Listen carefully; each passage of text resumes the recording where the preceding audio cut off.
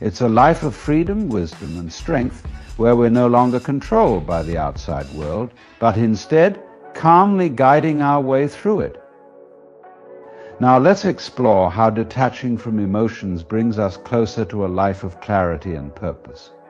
You see, when we're constantly reacting to every feeling that comes our way, it's as though we're living in a fog. We're not seeing things as they truly are, but instead seeing a distorted picture, one shaped by our desires, fears, and past experiences. By learning to step back from this, by practicing a bit of detachment, we open ourselves to a kind of clarity that cuts through the noise and shows us what's real and what isn't. Imagine for a moment how many decisions we make out of impulse. Think about the times we've reacted strongly to situations that, in hindsight, really weren't as significant as they felt in the moment. Maybe we're driven by anger over a perceived slight, or by excitement about something new, or by fear of missing out.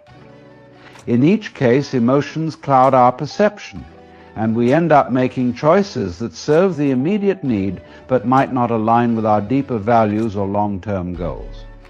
This pattern leads us down paths that we later realize aren't actually fulfilling, but by then we may feel stuck, having already invested so much in the wrong direction. When we practice emotional detachment, we begin to make decisions from a place of calm rather than compulsion. It's not about ignoring our desires or denying what we feel. It's about noticing those desires, seeing them clearly for what they are, and then deciding if and how we'll let them influence us. When we observe rather than react, we find ourselves able to discern what's truly worth our energy and what's just a passing urge. This is where a life of purpose begins, when we act from a place of intention, not impulse. Let's take an example that many can relate to: the desire for approval. So often we're driven by a need to be validated by others, to feel seen and valued. This desire isn't inherently bad, but when it becomes a driving force, we might find ourselves constantly bending, adapting, and compromising just to fit others' expectations. We give away pieces of ourselves in exchange for temporary approval, and in doing so we stray further from what we truly want, from what truly fulfills us. Detachment doesn't mean we stop caring about others, but it allows us to care more authentically without being consumed by the need for validation. When we're not constantly seeking others' approval, we can finally start acting in alignment with our own values and principles. We're no longer pulled in every direction by outside opinions. Instead, we're rooted in a sense of self that guides us with clarity.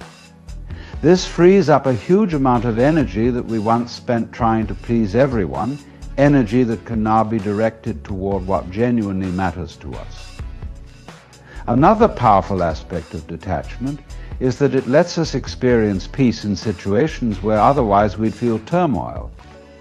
There's an incredible strength in being able to look at life as it is, its ups and downs, its gains and losses, without letting each moment sway our inner balance.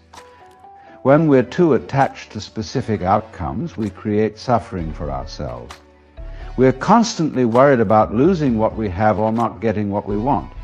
But with detachment, we can engage in life fully without fearing the inevitable changes that come with it.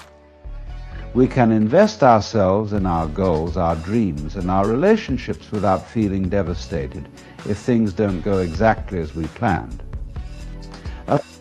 This sense of clarity allows us to step back and recognize the transient nature of most things.